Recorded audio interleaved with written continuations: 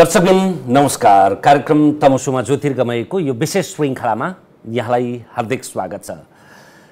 कतिपय अतिथिसँगको संवादका लागि लामो पृष्ठभूमि विषयवस्तुको लामो पन्तुरो बाँध्नुपर्छ, तर आज अतिथिको उपस्थिति नै पहिचानभन्दा ठुलो कुरा छ। हामीसँग हुनुहुन्छ राष्ट्रिय आविष्कार केन्द्रका अध्यक्ष वैज्ञानिक महावीर पुनज्यू, स्वागत छ यहाँलाई।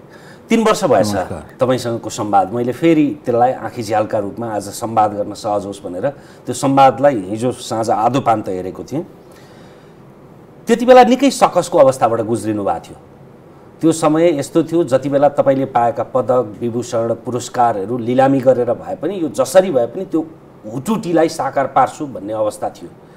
तर आज त्यसको सापेक्षतामा तुलनात्मक रूपमा निकै सहज र सुविधाजनक अवस्थामा हुनुहुन्छ हैन?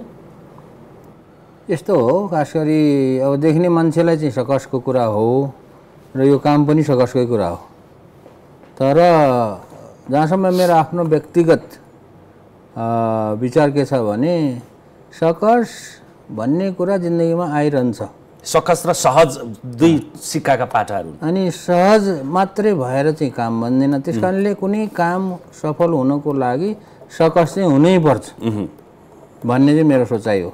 जसलाई चाहिँ सकस पर्दैन जिन्दगीमा, जसलाई चाहिँ दुःख पर्दैन, त्यो मान्छेले खास त्यति प्रगति गर्दैन। जसलाई सकस पर्छ, पाउनु नपाउनु दुःख पाउँछ, त्यो मान्छेले चाहिँ अथवा त्यो भनौँ न समूहले चाहिँ जिन्दगीमा केही न केही गर्छ। तर त्यस कारणले मैले यो सकसलाई चाहिँ सहजका साथ लिन्छु, अझै राम्रो मान्छु। सकस हुनु चाहिँ राम्रो हो भन्छु। र अब त्यति बेला पनि अब सकसै थियो, जिन्दगीभर यो सकस भन्ने चिज हराउँदैन। तर जो भइरहेको छ, काम भइरहेको छ, ठप्पै चाहिँ काम चाहिँ रोक्नै पर्ने बाध्यतावश भन्ने चाहिँ भएको छैन। हुन त यो विषयमा धेरै मान्छेले धेरै कुरा थाहा पाइसकेका छन्। यद्यपि यो अहिले कीर्तिपुरमा अवस्थित राष्ट्रिय आविष्कार केन्द्रले भविष्यमा के गर्छ त्यतातिर एक्सनमा जाउँला। अहिले चाहिँ के गरिरहेछ? अहिले त के अरे यो कोरोनाको लकडाउन सुरु भएको अहिले 5 महिना नागिसक्यो। 5 महिनासम्म हाम्रो पुरा ध्यान चाहिँ कोरोनाको रोकथाम गर्नको लागि स्वास्थ्य कर्मीहरूलाई चाहिने जे चिजहरू चाहिन्छ, साधन उपकरणहरू जे चाहिन्छ, उनीहरूको सुझाव सल्लाह अनुसार चाहिँ हामीले सकेसम्म निर्माण गरिरहेका छौँ र दिनरात त्यसैमा बिताइरहेका छौँ। र राष्ट्रिय आविष्कार केन्द्रमा नै म पनि त्यहीँ बस्छु र अरू 30-32 जना भाइहरू पनि त्यहीँ बस्छन्। बसेर चाहिँ जे जस्तो सकिन्छ त्यो चिजहरू बनाएर चाहिँ हामीले वितरण गरिरहेको छ स्वास्थ्य कर्मीहरूलाई। र अहिलेसम्म 59 वटा जिल्लाहरूमा चाहिँ अब सकेको चिजहरू पुर्याइयो हैन। अब अझै पनि कोरोना सिद्धिने चाहिँ छाड देखेको छैन र यो कतिसम्म लामो समयसम्म जान्छ भन्ने कुरा अब भविष्यले बताउने कुरा हो। अहिले चाहिँ तपाईँहरूले 59 जिल्लामा 10 प्रकारका काम गरिरहनु भएको छैन? कोभिड लक्षित भन्ने 10 प्रकारको भनेको 10 किसिमको चिजहरू चाहिँ बनाइरहेको छ, दिइरहेको छ। अझै पनि फेरि भर्खरै अब गएको 2 हप्ताभित्रमा अब 4 किसिमका नयाँ चिजहरू थपिँदैछन्।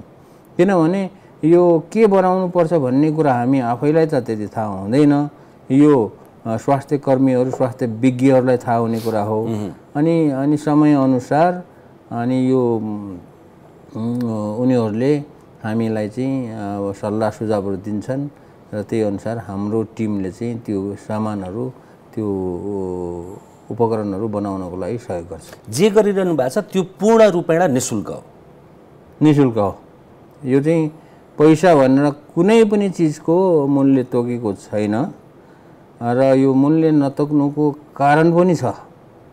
किनभने यो कोरोनाको महामारी सुरु भएपछि हामीले सुरुमा त पिपिई र फेस सिल्ड यस्तै 2-4वटा कुराहरू बनाएर वितरण गर्न लागेपछि अब सारा जनताहरूले, नेपालीहरूले, देश विदेशमा भएका नेपालीहरूले अनि सहयोग पठाउन सुरु गरे। सहयोग पठाउँदाखेरि उनीहरूको भनाइ के थियो भने यो तपाईहरुले यो कोरोना विरुद्धको लडाईँमा लडिरहनु भएको छ सामानहरू उत्पादन गर्नुभएको छ। ल मेरो तर्फबाट यति म सहयोग गर्न चाहन्छु, म खुसी छु भनेर खुसी साथ चाहिँ दिएको हुनाले हामीले त्यसमा मूल्य नतोकेको हो।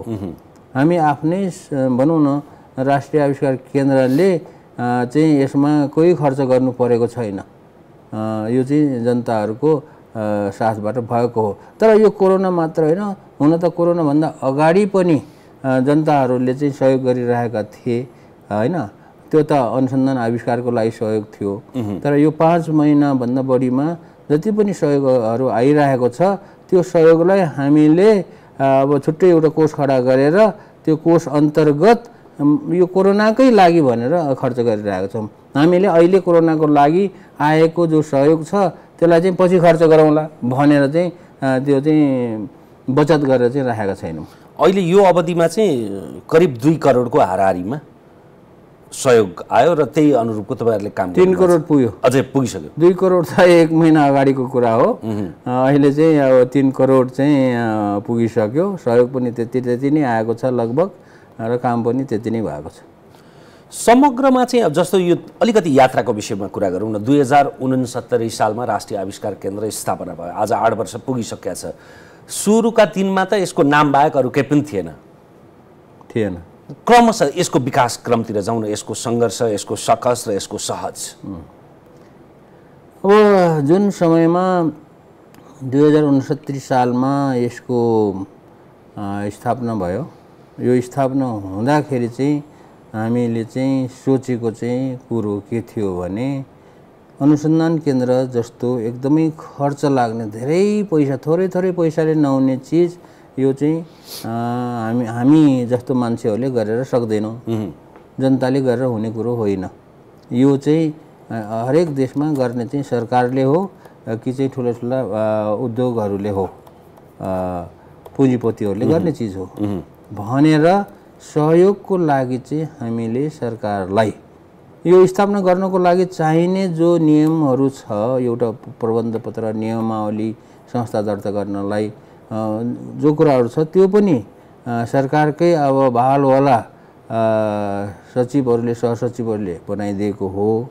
यसको प्रबन्ध पत्रहरू, सबै नियमावलीहरू पनि र सहयोग पनि हामीले चाहिँ के त भन्दाखेरि सरकारबाटै लिने, सरकारलाई चाहिँ अनुरोध गर्ने भनेको हो। तर त्यति बेला पनि हामीले राष्ट्रिय आविष्कार केन्द्र बनाउनको लागि पैसा दिनुहोस् हामी बनाएर चलाउँछौँ भनेको होइन।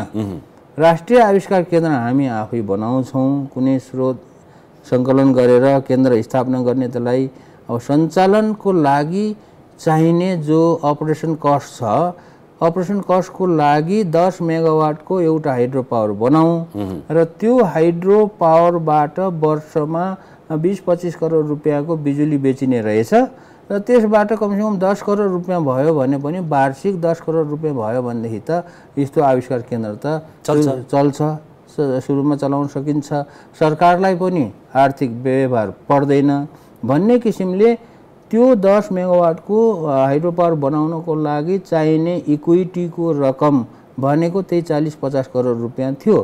त्यतिको लागि सहयोग मागेको हो। राष्ट्रिय आविष्कार केन्द्र नै स्थापना गरेर खडा गरिदेऊ अनि हामी त्यहाँ गएर चाहिँ मजासँग उपरखुट्टी लाएर काम गर्छौँ भन्न त कहिले पनि भनेको छैन नि। त्यस कारणले त्यो हो सरकारलाई भनेको चिज हामीले। तर अब त्यो सरकारको चाहिँ अब लामो कहानीलाई छोटो बनाउँदाखेरि अब सरकारमा विभिन्न सरकारहरू पनि बदलिए त्यति बेला। अब छिटो सरकार बदलिने एउटा चलन थियो त्यति बेलाको। तर कसैले पनि चाहिँ त्यो कुरालाई, यो 10 मेगावाटको हाइड्रो पावर दिमागमा नघुसेको कुरा के हो भने राष्ट्रिय आविष्कार केन्द्र खोल्ने कि हाइड्रो पावर केन्द्र खोलेर चलाउने भन्ने कुरा उनीहरूको दिमागले नभेटेको कुरा।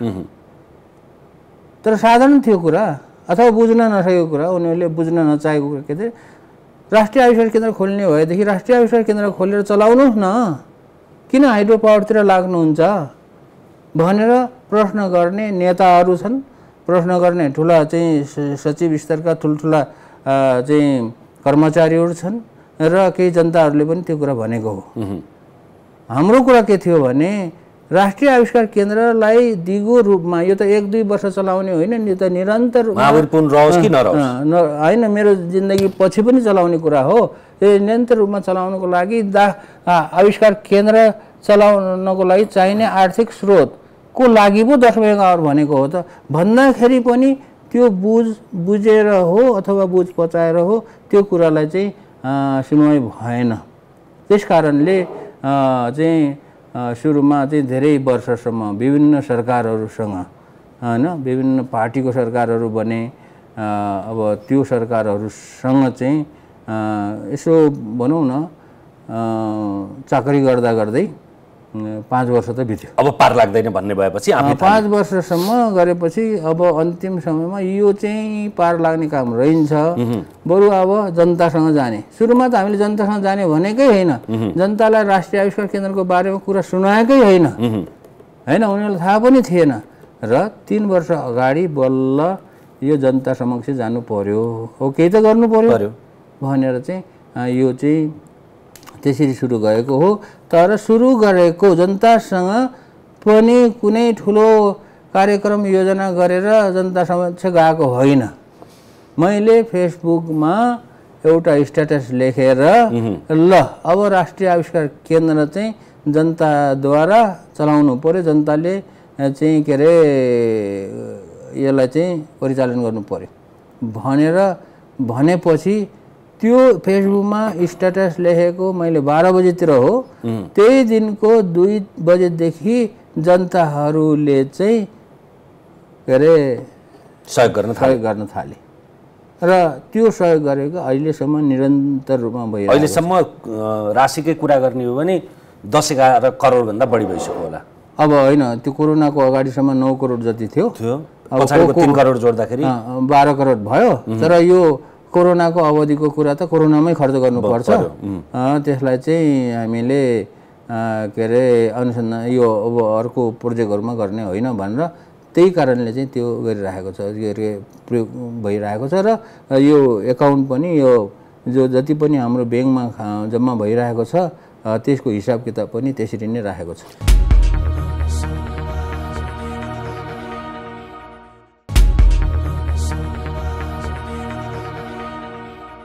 एक महिना जति अगाडि सरकारले झलनाथ खनाल प्रतिष्ठानका नाममा सर्पदंश अनुसन्धान प्रयोजनका लागि 70 करोड रकम छुट्याएपछि त्यसमा महावीर पुनले नेतृत्व गरिरहेको राष्ट्रिय आविष्कार केन्द्रको नाम जोडियो। आविष्कारको कुरा गर्ने महावीर पुनलाई चाहिँ 1 सुचको पनि नदिने अनि सर्पदंशसँग सम्बन्धित भनेर झलनाथ खनाल प्रतिष्ठानलाई चाहिँ 70 करोड दिने, यो खबरले तपाईँलाई कसरी छोयो? मैले जोडेको होइन, त्यो चाहिँ जनताले जोडेको कुरा हो, त्यो चाहिँ जनआवाजको कुरा हो। र हामीले कसले पैसाको सरकारबाट कति पैसा लग्यो, कति खायो, के गरेन भन्ने कुराको हामी चाहिँ चियो चर्चा गर्दैन। अब जसले सक्छ लैजाओस् गरोस्, किनभने अब त्यो चाहिँ त्यतातिर चाहिँ हामीले के अरे वास्ता राख्यो भने त्यो बेकारमा समय बर्बाद जस्तो हुन्छ। तपाईँले चासो नराखे पनि के अरे जनताको चासो भयो नि, होइन मेरो चासो छैन, जनताको चासो भयो। जनताको चासोलाई चाहिँ मैले रोक्ने कुरा त आउँदैन, होइन। जनताले केही बोल्यो भने त्यो मैले बोलेको हुँदैन, जनताको जनआवाज भनेर चाहिँ सुन्ने मान्छेले चाहिँ के अरे बुझ्नुपर्छ। तपाईँलाई चाहिँ कस्तो लाग्यो त? मलाई कस्तो पनि लाग्दैन। मलाई चाहिँ कसैले कति पैसा लगेर खायो होइन भनेर मलाई चाहिँ केही पनि लाग्दैन। किनभने यो जुन छ त्यो त सरकारले दिएको पैसा भयो, हो कि होइन? अब सरकारले दिएको पैसालाई होइन सरकारले के कामको लागि दियो, कुन प्राथमिकतामा राखेर दियो भन्ने कुरा त सरकारको कुरा भयो, होइन। आविष्कार केन्द्रलाई किन दिएन? आविष्कार केन्द्रलाई सरकारले प्राथमिकतामा राखेन। अनि त्यो सर्पको कुराहरू भयो अथवा अरू अन्य त्यति मात्र छैन, थुप्रै कुराहरू छन्, होइन। थुप्रै संस्थाहरूले थुप्रै व्यक्तिहरूले पाइरहेको छ। किन अरूलाई दियो? किन सरकारले त्यसलाई प्राथमिकता दियो। त्यस कारणले त्यो त दिने मान्छेको प्राथमिकतामा भर पर्ने कुरा भयो, त्यो त हामीले प्राथमिकतामा राखेर हुने कुरा त भएन। त्यस कारणले जसले दियो जसले पायो त्यो कुरा चाहिँ के अरे टाउको समाएर त्यो कुरालाई चाहिँ त्यो कुरामा चाहिँ छलफल गरेर मुख दुखाउने काम चाहिँ नगर्ने र त्यो जेसुकै होस् भनेर चाहिँ वास्ता नगर्ने भन्ने चाहिँ मेरो बानी चाहिँ त्यस्तो छ। अहिले अब प्रसङ्ग झलनाथ खनाल प्रतिष्ठानका आएका कारणले, तर नेपालमा तराई क्षेत्रमा सर्पको बिगबिगी त्यसका कारणले वार्षिक त्यसले ठुलो सङ्ख्यामा जनधनको क्षति, मान्छेहरू मरिरहेछन्। त्यसैले त्यसको अनुसन्धान गर्नु पनि नराम्रो त होइन, तर अर्को एउटा पूर्व प्रधानमन्त्री भइसकेको सत्तासीन राजनीतिक दलको नेतासँग जोडिएको प्रतिष्ठानलाई रकम दिएका कारणले यो स्तरको विरोध भयो होला। त्यो त थाहा छैन। एउटा कुरा म प्रष्टसँग के भन्न चाहन्छु भने अब त्यो प्रतिष्ठान कस्तो किसिमको प्रतिष्ठानको नाम त उहाँको छ, झलनाथ खनालजीको छ हैन। त्यो कस्तो त्यसको कार्यविधि नियमावली के कस्तो छ थाहा छैन मलाई, तर एउटा नाम व्यक्तिको सँग त जोडियो नि त्यो त हैन। राष्ट्रिय आविष्कार केन्द्रलाई सरकारले पैसा दिनु मिल्दैन, किनभने यो महावीर पुनको हो। महावीर पुन भनेको एउटा व्यक्ति हो, व्यक्तिलाई चाहिँ कसरी दिन मिल्छ भनेर यो भन्दा अगाडिका सरकारहरूले चाहिँ सरकारमा बस्नेहरूले, सचिवहरूले, मन्त्रीहरूले अनि खास गरी प्रधानमन्त्रीको सल्लाहकारहरूले भनेको चाहिँ प्रष्टसँग छ। किनभने मैले महावीर पुन राष्ट्रिय आविष्कार केन्द्र भनेर नाम त राखेको थिएन, अनि त्यसको जुन के अरे प्रबन्ध पत्र नियमावली जो छ त्यसमा महावीर पुनको व्यक्तिगत सम्पत्ति हो भनेर त भनेको छैन। अनि त्यति बेला चाहिँ एउटा जनताको जो आवाज थियो त्यति बेला महावीर पुनलाई किन सहयोग गरेन भन्दाखेरि नेताहरूले र सचिवहरूले अनि यो खास गरी यो सरकारको यो प्रधानमन्त्रीको सल्लाहकार, अर्थमन्त्रीको सल्लाहकारहरूले जवाफ दिने, जनसाधारणलाई जवाफ दिने चाहिँ उत्तर चाहिँ प्रष्ट उत्तर के थियो भने यो महावीर पुनको व्यक्तिगत के अरे संस्थालाई कसरी चाहिँ दिन मिल्छ भनेर मेरो अगाडि नभने पनि मैले भनेको कुरा चाहिँ थाहा छ, मलाई सुनेको छु, थाहा पाएको छु। त्यसैले अब मिल्ने नमिल्ने त्यो केही मतलब छैन, मिले दियोस् नमिले नदियोस्। मिल्ने नमिल्ने त झलनाथ प्रतिष्ठानलाई दिएकोबाट थाहा भइहाल्यो। अब त्यो कुरा चाहिँ म चाहिँ बहस गरेर त्यो कुरामा चाहिँ म चाहिँ रोएर अनि रोइ कराई गर्ने चाहिँ म चाहिँ चाहन्न। तपाईलाई के कुराको त्यस्तो हुटुटी लाग्यो जसका कारणले आविष्कार केन्द्र खोल्नु पर्यो भन्ने? हुन त योभन्दा अगाडि पनि तपाईँको मोटो पहिचान छ, ग्रामीण क्षेत्रमा शिक्षा स्वास्थ्यका क्षेत्रमा काम गर्ने, वायरलेस प्रविधिकै कारणले अन्तर्राष्ट्रिय स्तरको विभूषण रोमन म्यागसेसे पुरस्कार पाइसकेको पात्र।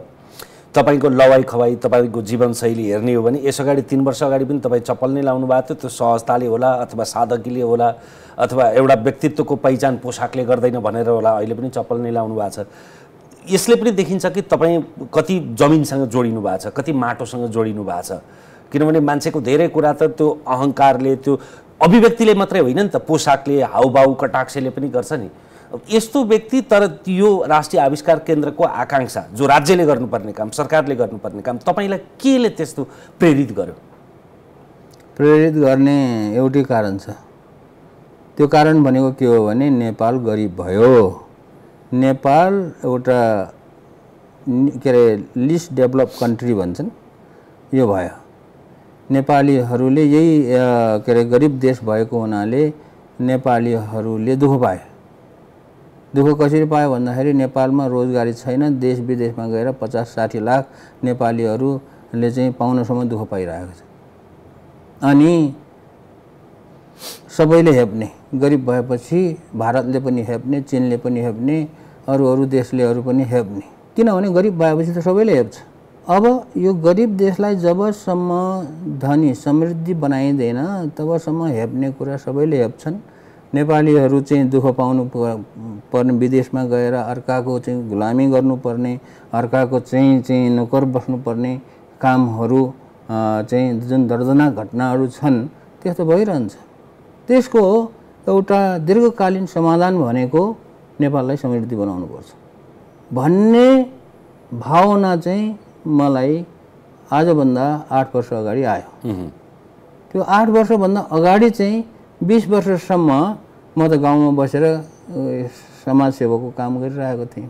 विशेष गरी तपाईँकै जन्मथलोको आसपास मेगदीकै आसपासमा? होइन, म चाहिँ 16वटा जिल्लाहरूमा विभिन्न गाउँहरूमा कामहरू गरिरहेको थिएँ। अनि मलाई त्यत्तिकैमा पनि ढुक्क थियो, चिज भनौँ न सन्तुष्ट थियो त्यति बेला। अब केही कामहरू गरिरहेको थियो, जनतालाई चाहिँ केही राहतहरू भइरहेको थियो। तर 20 वर्षपछि चाहिँ मलाई एउटा महसुस के भयो भने नेपाल किन गरिब भयो भन्ने क्वेसन चाहिँ मेरो दिमागमा चाहिँ छिर्न थाल्यो, घुम्न थाल्यो। अब त्यो क्वेसन गरिब भएको कारण चाहिँ मैले खोज्दै जान थालेँ। किनभने प्रशस्त टाइम थियो पहाडमा घुम्दाखेरि, हिँडडुल गर्दाखेरि गाउँघरमा। अनि सोध्दै जाँदाखेरि नेपाल गरिब त भयो, तर यो के नेपाल कहिल्यै धनी हुन सक्दैन त भन्ने कुरा पनि भयो।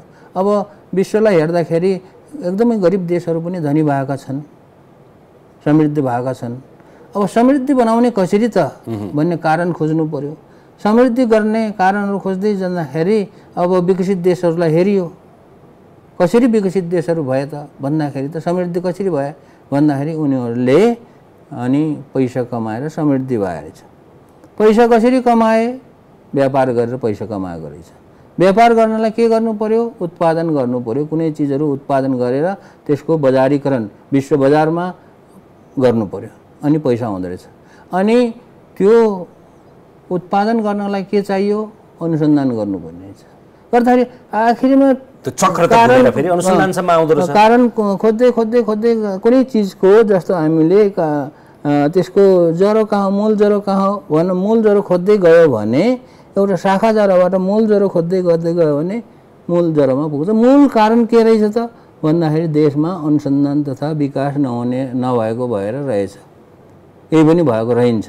त्यस कारणले देशमा त्यो अनुसन्धान तथा विकास गर्नको लागि कसले गर्ने रहेछ त भन्ने कुरा पनि आयो। फेरि अनुसन्धान तथा विकास भन्ने कुरा त सबै जनताले गर्ने कुरा त होइन।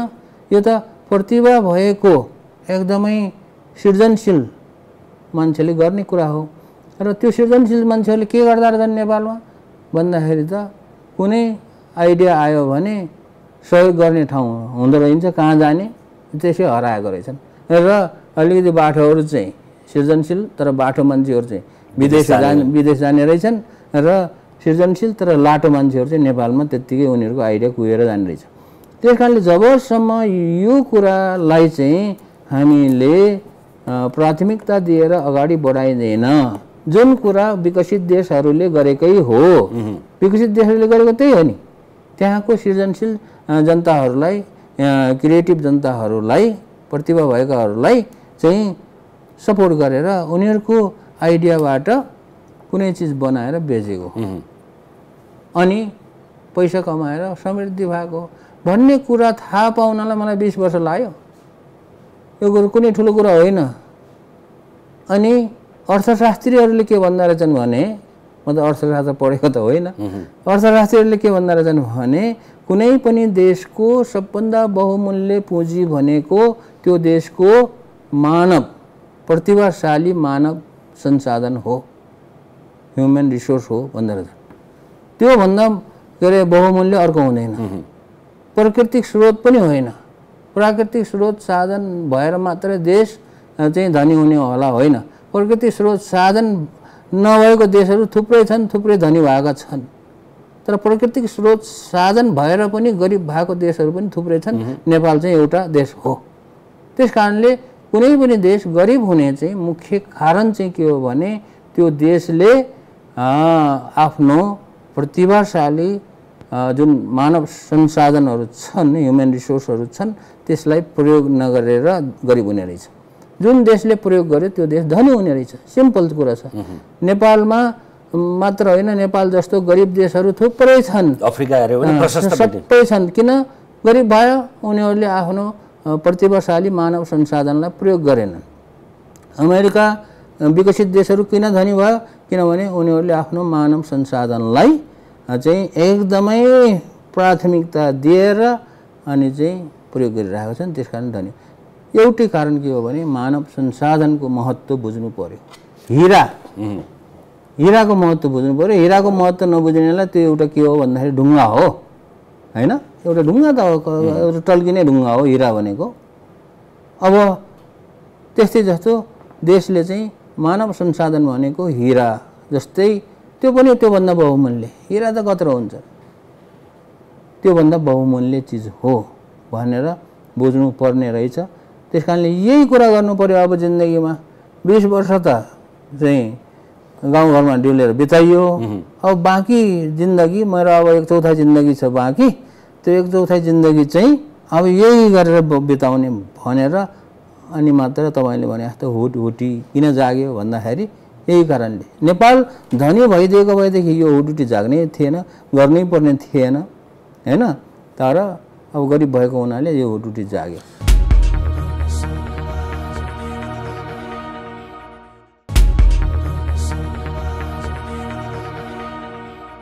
यो प्रश्न अरूले पनि गर्छन्, प्रशस्त तपाईँले सामना गरेको प्रश्न पनि हो। यस्तो कुरा त राज्यले, सरकारले, विज्ञान प्रविधि मन्त्रालयले, नास्टले गर्नुपर्ने, त्यसले गर्दा सहज हुन्छ। बरु त्यो आफ्नो तपाईँको जुन किसिमको आइडिया छ त्यो कुरा त बरु उसँगको कोलाबोरेसनमा गर्नुपर्ने। एक्लो बृहस्पति त झुटो होला नि। एक्लो बृहस्पति अब झुटो त होला अथवा झुटो नहोला, तर सत्य चाहिँ कहिले पनि झुटो हुँदैन, सत्य कुरा है, चाहे जोसुकैले जेसुकै भनोस्। झुटो भन्ने चाहिँ अरूले भन्ने कुरा मात्र हो। अब यहाँ आयो एक्लो बृहस्पतिको कुरा। सुरुको दिनहरूमा जब 5 वर्षसम्म म चाहिँ सरकारसँग चाहिँ यो आविष्कार केन्द्रको एउटा अवधारणा लिएर त्यसलाई दिगो बनाउनको लागि 10 मेगावाटको हाइड्रो पावर बनाउनको लागि इक्विटीको रकम राखिदिनुहोस्, खोजिदिनुहोस्, कुनै तरिकाले प्रबन्ध गरिदिनुहोस् भनेर गएँ हैन। अब त्यति बेला पनि कुरा के भएको थियो भने अब यो अब नास छ अथवा अन्य अनुसन्धान केन्द्रहरू छन्, अब त्यहाँबाट त्यसलाई किन नचलाउने भन्नुभयो। मैले भने ठिक छ, त्यो अनुसार पनि चलाए हुन्छ, तर एउटा कुरा चाहिँ त्यति त्यो नासले पनि काम गर्नु सक्छ। नासलाई चाहिँ धेरै मान्छेहरूले के गर्छन् भने गाली गर्छन् क्या हैन, यो नास काम छैन यसको, यसले ढलेकोसँग साह्रो गरेन अहिलेसम्म भन्ने कुरा नासलाई गाली गर्छन्। तर नासलाई गाली गर्नु हुँदैन, किनभने नासको दोष छैन, दोष नभएकोलाई किन गाली गर्ने। त्यसमा मुख्य दोष के को छ त भन्दाखेरि नासलाई सञ्चालन गर्नको लागि जो सरकारले नीति नियम बनायो त्यो नीति नियमको दोष छ। नीति नियम भनेको के हो भनेदेखि नास भनेको त एउटा अनुसन्धान गर्ने केन्द्र भयो हैन, विज्ञान सम्बन्धी अनुसन्धान गर्ने केन्द्र भयो। नार्क छ, अर्को पनि छ, नार्क पनि छ। अनि त्रिभुवन विश्वविद्यालय भित्र कृषि मन्त्रालय मातहत भयो, त्रिभुवन विश्वविद्यालय भित्र अरू चाहिँ अनुसन्धान केन्द्रहरू पनि छन्। अब यो सबै अनुसन्धान केन्द्रहरू छ, सेडा छ, थुप्रै छन् नि। सरकारको मातहतमा भएका अनुसन्धान केन्द्रहरूले किन चाहिँ एउटा इफेक्टिभ तरिकाले काम गर्न सकिनन् त भन्ने कुरा बुझ्नु जरुरी छ। फेरि गर्दै नगरे पनि होइन, सेडा सिनास जस्ता संस्थाहरू 3 दशक अगाडि त विश्वकै र्याङ्किङमा पनि 100 भित्र पर्ने नै। अब त्यसको कारण छ, त्यो पहिला चाहिँ अब प्रशस्त रूपमा कोही डोनरहरूबाट पैसा आयो होला, तर नेपालले सरकारले के अरे काम गरेको त होइन नि। अब यहाँ एउटा काम नगर्ने एउटा अहिले नेपालको सरकारसँग भएको जो अनुसन्धान केन्द्रहरू छन् यिनीहरूले काम गर्न नसक्नुको एउटा मुख्य कारण के छ भने त्यो कुरा चाहिँ बुझ्नु जरुरी छ, त्यो सरकारले पनि बुझ्नु जरुरी छ त्यो कुरा। र त्यही कुरा चाहिँ मैले सरकारलाई पनि भनेको त्यति बेला। त्यो भनेको के हो भने अनुसन्धान तथा आविष्कार गर्ने भनेको एउटा छुट्टै वातावरणमा, छुट्टै मनस्थितिले, छुट्टै तरिकाले गर्ने चिज हो। यसलाई चाहिँ सरकारको मन्त्रालय, सरकारको विभाग, कुनै भनौँ न प्रोजेक्ट चलाएको जस्तो नियम कानुन ऐनले चलाउने होइन, त्यसलाई स्वायत्त राख्नु पर्यो होइन। स्वायत्तको कुरा मात्र पनि भएन।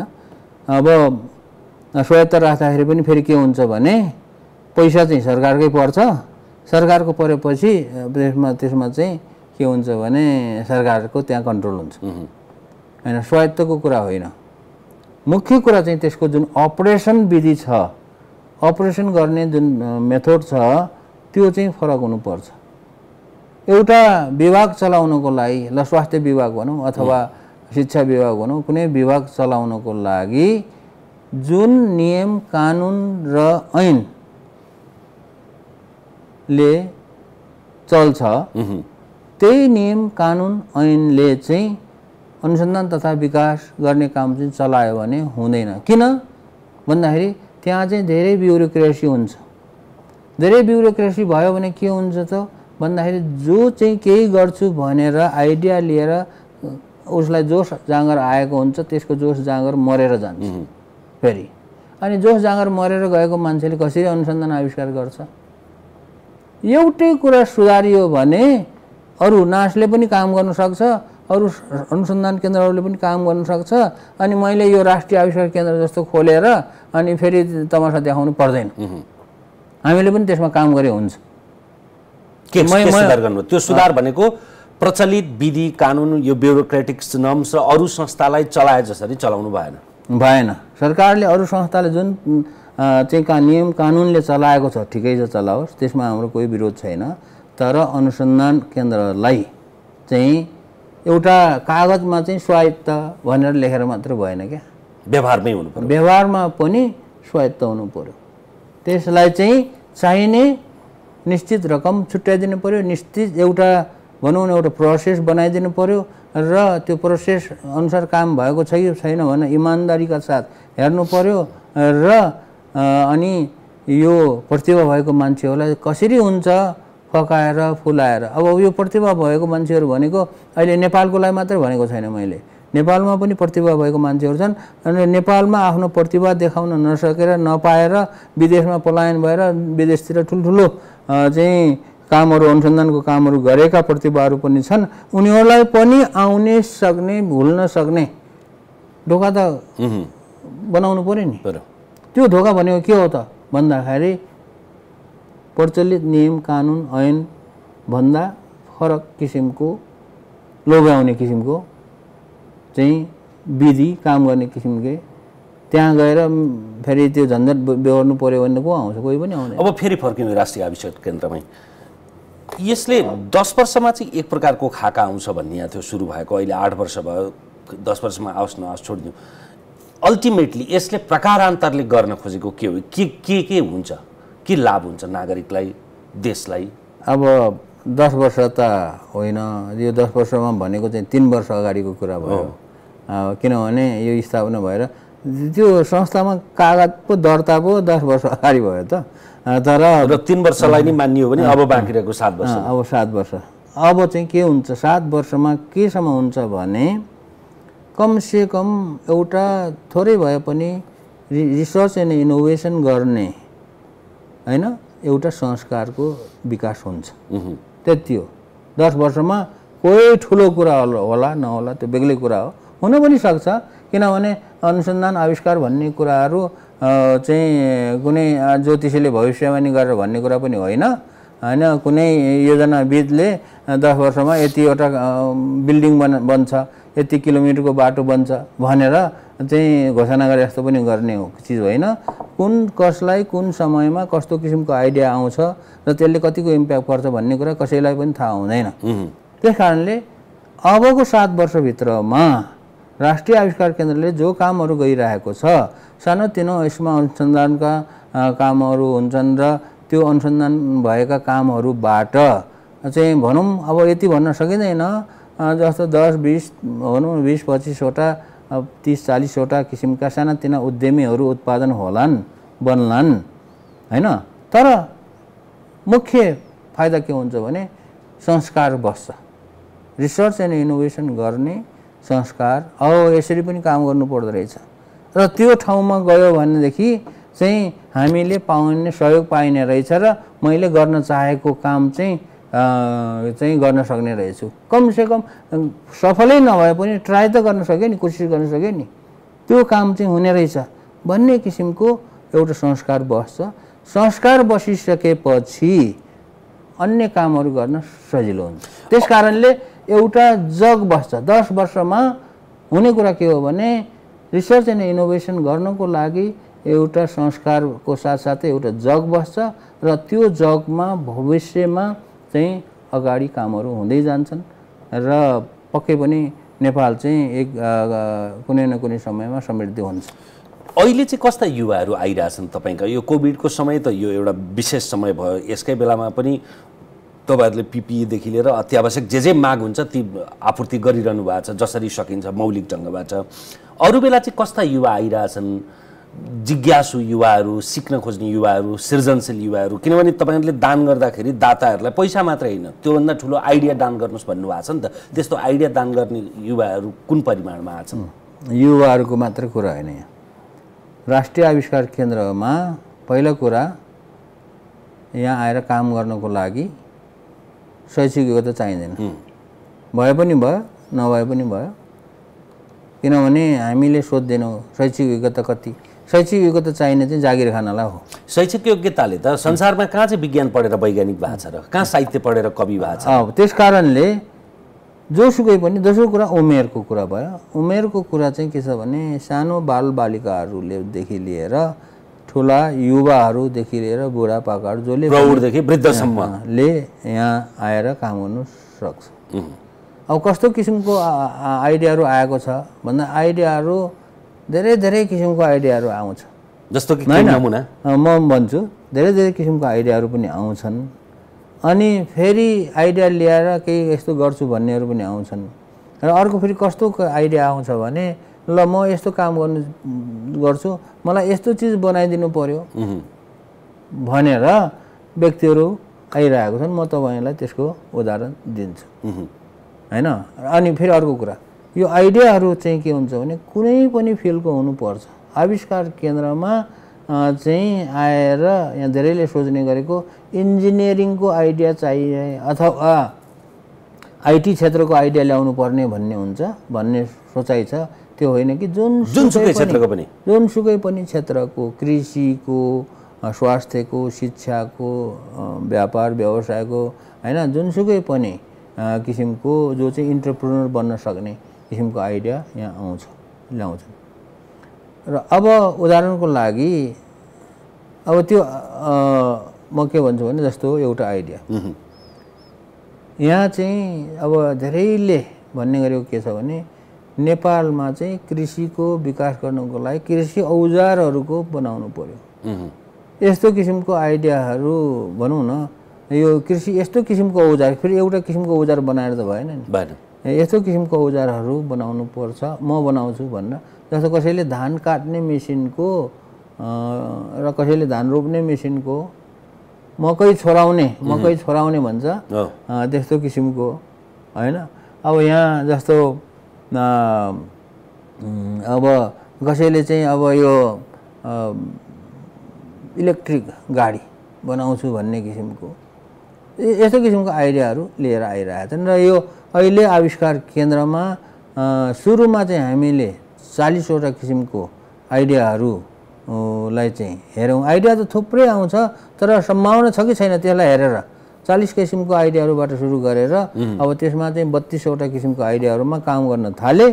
काम गर्दै गर्दै जाँदाखेरि 5-6-7वटा आइडियाहरू चाहिँ अब अलि असफल होला है जस्तो भयो, उनीहरूले पनि अलिकति हरेस खाए।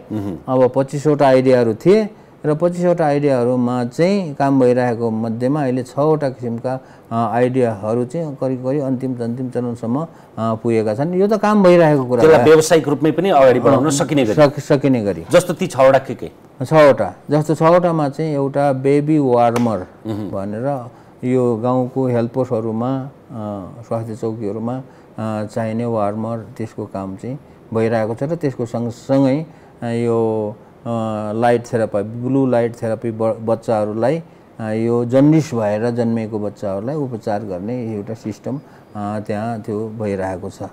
अब दोस्रो चाहिँ अब यो सब्जी कोठी भनेर किसानहरूको उत्पादन भएको सागसब्जीलाई चाहिँ केही समयसम्म, केही हप्तासम्म, 1-2 हप्तासम्म भण्डारण गर्न सक्ने त्यो तात्कालिक शीतघर जस्तो त्यो चाहिँ भइरहेको छ। अब यहाँ चाहिँ यो पुरानो गाडीहरूलाई, डिजल पेट्रोलको गाडीहरूलाई इन्जिन फालेर यो इलेक्ट्रिक ब्याट्रीबाट चलाउने भन्ने किसिमको पनि त्यो पनि राम्रैसँग अगाडि बढिरहेको यो चाहिँ असाध्यै महत्त्वपूर्ण हो। यो अब भइरहेको गाडी 20 वर्ष पछाडि विस्थापित गर्ने भन्नेलाई त्यसको इन्जिन फालेर त्यसलाई चाहिँ स्तर अभिवृद्धि गरेर विद्युतीय बनाउने त्यो काम पनि भइरहेको छ। अब अर्को कुरा जस्तो यो हामीले सुरुमा नै गरेको कुरा हो त्यो ड्रोनबाट एकदमै दुर्गम ठाउँहरूमा औषधि पुर्याउने भन्ने कुराहरूको त्यो ड्रोनको विकासको प्रोटोटाइप विकास गरेर प्रोटोटाइपहरू बनाएर परीक्षण हुने कामहरू के अरे भइरहेको छ। अब अर्को एउटा भइसकेको काम चाहिँ भनेको के हो भने झिङ्गा प्रयोग गरेर त्यसबाट कुखुराको दाना बनाउने माछाको दाना बनाउने काम चाहिँ त्यसको परीक्षण भइसकेको छ। अब यस्तो किसिमले अब विभिन्न चिजहरू परीक्षण हुँदै गर्छन्। अब कोही सफल हुन्छ कोही असफल हुन्छ। एउटा कुरा चाहिँ बुझ्नुपर्ने कुरा के छ भने अनुसन्धान तथा आविष्कारको काममा सफल हुने भनेको सङ्ख्या प्रतिशत भनेको 10% हो। त्यो त थोमस अल्वा एडिसनलाई हेरे पनि हुन्छ नि। उनले त सयौं पटक हामीले हाजिर जवाफमा पढ्थ्यौँ 999औं पटकमा चाहिँ उनी सफल भएको थिए भने त्यो ठ्याक्कै सङ्ख्या कति हो? नै त्यो हो वास्तविकता त त्यो हो। तर धेरै मान्छेहरूले त्यो वास्तविकतालाई बुझ्दैनन्। जस्तो अहिले पनि राष्ट्रिय आविष्कार केन्द्रले के काम गर्यो? यो स्थापना भएको 8-10 वर्ष भइसक्यो। काम गर्न थालेको पनि 3 वर्ष भयो। यो किन यसले केही पनि ढडेको सिङको ठाडो गरेन? किन चाहिँ जनताहरूबाट चाहिँ पैसाहरू मात्र लिइरहन्छ भनेर त्यो भन्छन्। त्यो नबुझेको मान्छेले भन्ने कुरा हो हैन। उनीहरूले के ठानिरहेका छन् भने यो आविष्कार केन्द्र चलाउनु अनुसन्धान गर्नु भनेको कुनै विकास निर्माणको काम गर्नु जस्तो हो भनी ठानेछन्। विकास निर्माणको काममा के हुन्छ भने कुनै एउटा कुलो बनाउनु पर्यो भने कति लामो कुलो बनाउने, कत्रो बनाउने, कति समयभित्र र कति खर्चमा बनाउने भन्ने हुन्छ। कुनै एउटा बाटो बनाउने पनि तरिका त्यही हो। यति खर्चमा, यति लामो, यति समयभित्र त्यो बनाउने, स्कुल बनाउने, अस्पताल बनाउने, अब एयरपोर्ट बनाउने, जुनसुकै चिज पनि, हाइवे बनाउने, त्यो चाहिँ के हो भने त्यो अनुसन्धानको काम होइन, निर्माणको काम हो। निर्माणको काममा सबै चिज पहिले नै अनुसन्धान भइसकेको हुन्छ अनि त्यही अनुसन्धानलाई प्रयोग गरेर निर्माण गर्ने हो। यही कुरा पनि तपाईहरुले जे अहिले गरिरहनु भएको छ यही कुरा पछि बजारीकरण भएर व्यावसायिक उत्पादन भयो भने त्यो पनि निर्माणको काम हुन्छ पछि। त्यति बेला हैन हुन्छ, तर त्यो जुन नयाँ कसैको नयाँ सोचहरू छ, अनुसन्धानहरू गर्ने छ, त्यसको सफलताको दर रेट भनेको चाहिँ के हुन्छ भने 10% भन्छन्।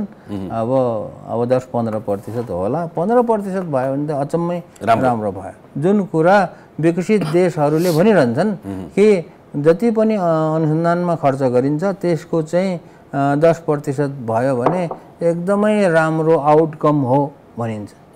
तर जस्तो यो धेरैले के सोच्छन् भने एनजिओ चलाए जस्तो सोच्छन् के। एनजिओले के गर्छ भन्दाखेरि कुनै लक्ष्य राखेर यतिजना चाहिँ के अरे घरहरूलाई घरधुरीलाई चाहिँ खानेपानीको धारा पुर्याउने भन्यो अनि ठ्याक्क जतिजनाले भनेको हो त्यतिजनालाई पुग्ने भयो। र यतिजनाको चाहिँ घरमा टोइलेट बनाइदिने भनेर सङ्ख्या थियो त्यतिजनाको भयो ठ्याक्कै। त्यो त 100% काम भयो नि। त्यो त अनुसन्धानको काम होइन, निर्माणको काम हो हैन।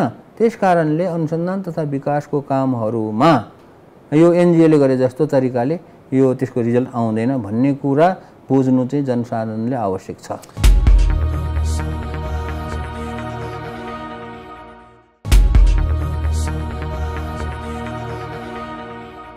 एउटा बहुचर्चित भनाइ छ तपाईको, म विज्ञ अथवा विद्वान होइन महामूर्ख हुँ। यो भनिरहनुहुन्छ तपाईले भाषणमा अन्तर्वार्तामा, किन भने यस्तो? यो प्यारो यो होइन होइन यो मलाई चाहिँ यो भन्नेको कारण चाहिँ एउटा कतिले के ठानिरहेछन् भने यसले चाहिँ ठट्टा गर्यो भन्ने ठानिरहेछ हैन। यो त्यत्तिकै बौलायो पनि भनिरहेछ हैन। बौलाउँछ यो बौला मान्छे हो र बौलाएर यसो भनेको पनि भनिरहेछन्। तर वास्तवमा वास्तविक कुरा चाहिँ मैले भनिरहेको छु हैन। मैले कोही बौलाउनलाई ठट्टा गर्नलाई पनि भनेको होइन। वास्तविक कुरा के हो भने अहिले जस सबै नेपाली जनताहरूले अथवा मलाई चिन्ने मान्छेहरूले मलाई के भनिरहेछन् भने एकदमै नेपालको के अरे प्रतिभाशाली वैज्ञानिक भनिरहेछ। अब म वैज्ञानिक होइन। वैज्ञानिक नभएको कुरालाई चाहिँ कसरी चाहिँ म चाहिँ वैज्ञानिक हुँ भनेर भन्ने हैन।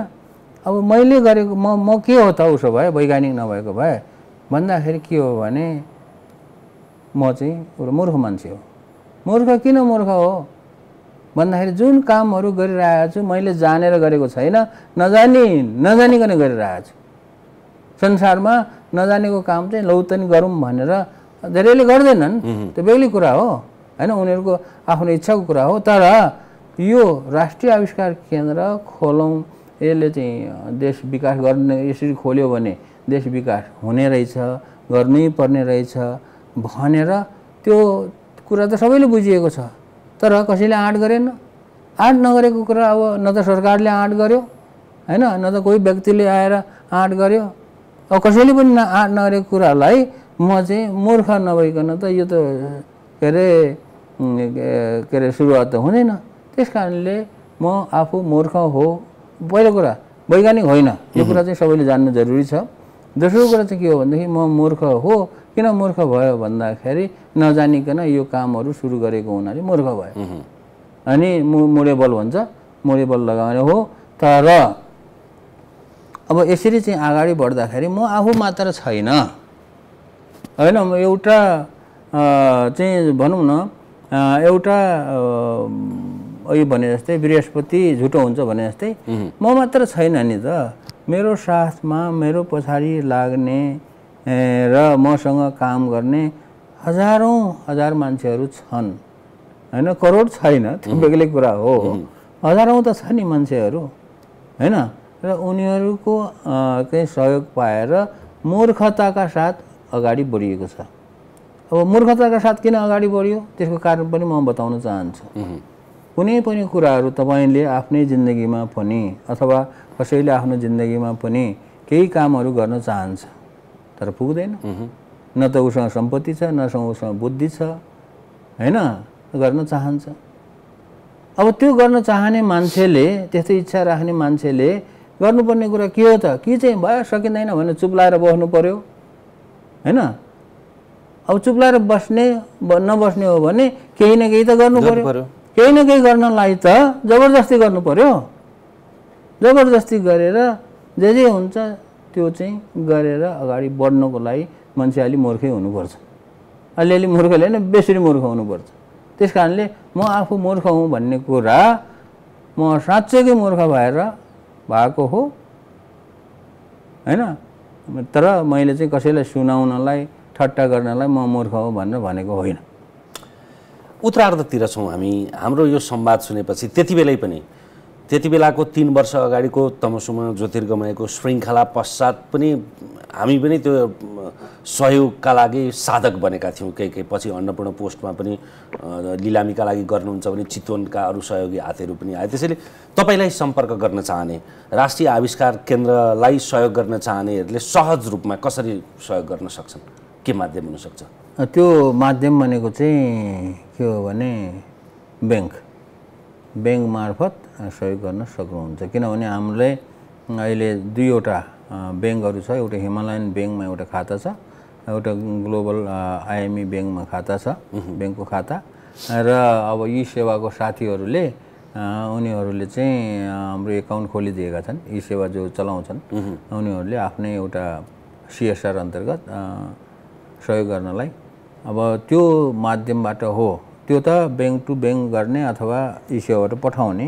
र त्यसको लागि चाहिने जो छ ब्याङ्कको खाता नम्बर अथवा यी सेवाको खाता नम्बर चाहिन्छ भने राष्ट्रिय आविष्कार केन्द्रलाई सम्पर्क गरे हुन्छ। र राष्ट्रिय आविष्कार केन्द्रलाई सम्पर्क गर्नको लागि सजिलो तरिका चाहिँ के छ भने NICNepal.org NIC नेपाल भनेर एउटै वर्ड हुन्छ। NICNepal.org मा त्यहाँ गयो भने खाता नम्बरहरू सबै त्यहाँ उपलब्ध छ। अब अर्को कुरा, म चाहिँ यो फेसबुकमा चाहिँ पनि छु। फेसबुकमा मेरो एउटा सेतो टी-सर्ट लागेको छ, त्यसमा मेसेन्जर गऱ्यो भने जोसुकैले मेसेज पठाए पनि मैले चाहिँ मेसेज दिइरहन्छु, कसैको पनि मेसेज छुटाउँदैन। अनि तेस्रो कुरा चाहिँ के त भन्दाखेरि ट्विटरमा पनि DM गर्न सकिन्छ, ट्विटरमा पनि। अनि अर्को कुरा चाहिँ के त भने फोन नम्बर, मेरो फोन नम्बर म 24 घण्टा मेरो फोन खाली हुन्छ र एभाइलेबल हुन्छ। तपाईले सार्वजनिक रूपमा भन्न पनि मिल्छ? मिल्छ। मेरो फोन नम्बर केही लुकाउने भन्ने हो 9841592361। कसैले मलाई चाहिँ खाता नम्बर चाहियो भने मलाई फोन गर्ने अनि यो खाता नम्बर पठाइदिनुहोस् भनेर चाहिँ भन्यो भने त्यही फोन नम्बरमा एसएमएस गरेर मैले खाता पनि पठाउँछु। मेसेन्जरमा पनि कसैले सोध्यो भने मेसेज उत्तर दिइहाल्छु। अब जुन सजिलो तरिका चाहिँ अहिलेको जमानामा यही छ। तर महावीर फोन नम्बर म पुनः फेरि दोहोऱ्याउँ 9841 59 23 61। मेरो फोन बिजी भयो भने कसैले फेरि अर्को पटक फोन गर्नु होला, किनभने मेरो काम चाहिँ फोन उठाउने मात्र काम हुन्छ, धेरै जसो फोन आइरहन्छ। अब यो कार्यक्रम पछाडि तपाईँले 1-2 साता झन् बढी तपाईँको व्यस्तता बढ्ला? अहिले पनि छ, घटेको छैन। झन् बढ्ला भने 5 महिना भयो फोन त व्यस्तको व्यस्तै छ, झन् बढ्ला। दुर्लभ मात्रै यस्तो संयोग जुर्छ जसले कार्यक्रम मार्फत पनि थोरै मनलाई हलुको बनाउने, परोपकारी कामका लागि चाहिँ साधक बन्न सक्ने, नत्र पनि हाम्रो जस्तो टेलिभिजन कर्म भनेको त बाजाबाज गराउने, संवादका नाममा राजनीतिक भाषण, सम्भाषण, प्रचार, प्रतिशोध, आकांक्षालाई प्रस्फुटित गर्ने डबली हुन्छ। सकेसम्म तमसुमा ज्योतिर्गमयमा चाहिँ त्यसलाई निकै कम गर्ने कोसिस गराउँछौँ। फेरि राजनीतिलाई निषेध गरेर पनि हुँदैन। नीतिहरूको पनि मूल नीति भएका कारणले प्रधानमन्त्री, पार्टी अध्यक्षहरू, मन्त्रीहरू, नीति निर्माताहरू त त्यसका लागि उहाँहरू आउनु भएन भने उहाँहरू जवाबदेही पनि हुनुहुन्न। तर सकेसम्म त्यसको अंश चाहिँ 30 देखि 33%, 1/3 मात्रै राजनैतिक क्षेत्रलाई छुट्याउने कोसिस गर्छौँ। आज त्यस्तै पुनित काम गरियो, तपाईँ आउनुभयो, यो अभियानले अझ सफलता पाओस्। अन्तिममा जाँदै दर्शकहरूलाई केही आफ्नो आह्वान छ कि? दर्शकहरूलाई आह्वान, अहिलेको तत्कालीन आह्वान, अब भविष्यमा आह्वानहरू आउँदै गर्ला, पहिला पनि आह्वान गरेकै हो। तत्कालीन आह्वान चाहिँ के हो भने कोरोनाको महामारी छ। अहिले कोरोनाको महामारी विश्वभरि छ, नेपालमा मात्र होइन। र नेपालमा भन्दाखेरि पनि झनै धेरै खराब रूपमा छ। यस्तो स्थितिमा चाहिँ हामी चाहिँ नडराउँ। हामी नेपालीहरू चाहिने भन्दा 5 गुणा 10 गुणा डराएका छौँ। त्यसैले गर्दाखेरि 5 महिनाभन्दा बढी समयसम्म हाम्रो सम्पूर्ण कामहरू ठप्प गरेर अनि चाहिँ घरभित्र ढोका थुनेर यो भूतसँग डराए जस्तो हैन, अब जसरी भूतसँग डराउँदाखेरि चाहिँ ढोका थुनेर हामी भित्र बसिन्छ नि, त्यस्तै कोरोनालाई एउटा भूत जस्तो ठानेर हामी चाहिँ ढोका थुनेर घरभित्र बसिरहेका छौँ। यो एउटा रोग हो, रोगसँग डराउनै पर्छ, नडराएर हुँदैन। अनि रोगसँग बच्नको लागि सावधानी गर्नुपर्छ। हामीले त्यो सावधानी भन्ने कुरा चाहिँ स्वास्थ्य विज्ञहरूले भन्छन् हैन, त्यो चाहिँ म जस्तो मान्छेले भन्ने पनि होइन, कोही नेताले पनि यसो गर भनेर चाहिँ उनीहरूलाई निर्देशन दिने होइन। त्यो त स्वास्थ्य विज्ञहरूले दिएको निर्देशनलाई पालना गर्ने हो। फेस मास्क लगाउने, अनि चाहिँ के लाउने, कसरी लाउने, भौतिक कायम गर्ने, अनि दूरी काम गर्ने, हात धुने हैन, सेनिटाइजरले लगाउने, भिडभाड नगर्ने, बिना काम चाहिँ हिँडुल नगर्ने, यति काम गर्यो भने पनि धेरै नै यो चाहिँ रोकथाम हुन्छ। यसरी हुँदाहुँदै पनि हामी के गरिरहेका छौँ भने सबै चिज चाहिँ एकदमै यो कोरोना लागेपछि यसले छोएपछि त खुसुर्कै मारिहाल्छ, गोली लाए जस्तो खुसुर्कै मारिहाल्छ जस्तो चाहिँ सोचेर अनि चाहिँ ज्यादै डराएका छौँ।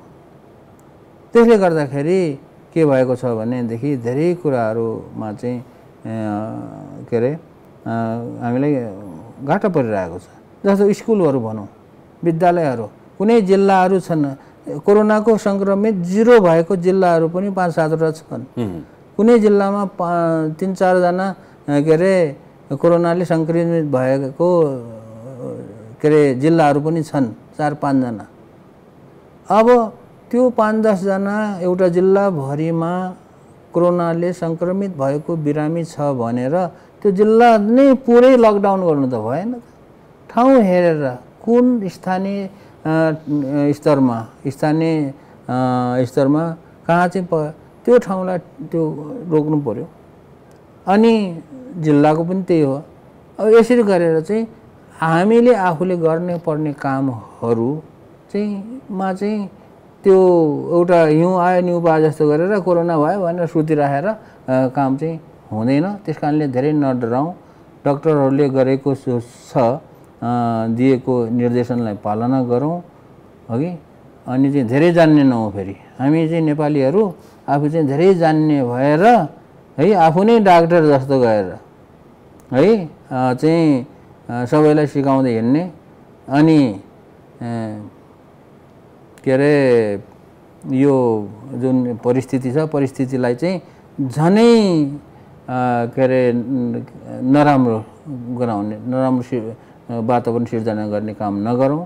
यो अवस्थामा बाँचौँ, सबैलाई बचाउँ पनि, आफूले सकेको आफूले गर्न सक्ने किसिमले आफू बचौँ, अरूलाई पनि जे गर्न सकिन्छ। जस्तो भोकमरीहरू लागेर कति मान्छेहरू कोरोनाले होइन भोकमरीले मरिरहेको छ, त्यो भोकमरी लागेको मान्छेहरूलाई सहयोग गरौँ, बचाउन उनीहरूलाई कमसेकम। हुन त कतिले गरिरहेको छन् होइन, अब त्यो पनि गरौँ, बाँचौँ। अहिलेको मुख्य प्रायोरिटी प्राथमिकता भनेको बाँच्नु हो, किनभने मरिसकेपछि सिद्धिगयो। बाँचियो भने बल्ल भविष्यमा गर्ने जे गर्नुपर्ने हो, विकासका काम गरे गरौँला, अनुसन्धानका कामहरू गरे गरौँला, सबै चिजहरू गरौँला। तर साह्रै चाहिँ नडराउनुहोस्, अलिकति मन चाहिँ पनि दह्रो बनाउनुहोस् भन्ने चाहिँ मेरो सम्पूर्ण नेपालीहरूलाई अनुरोध छ। धन्यवाद। समय संवादका लागि धन्यवाद यहाँलाई। हामीसँग हुनुहुन्थ्यो राष्ट्रिय आविष्कार केन्द्रका अध्यक्ष वैज्ञानिक महावीर पुन। आजलाई तमसुमा ज्योतिर्गमयको यो विशेष श्रृङ्खला यति नै। हेर्दै रहनुहोला AP1। नमस्कार।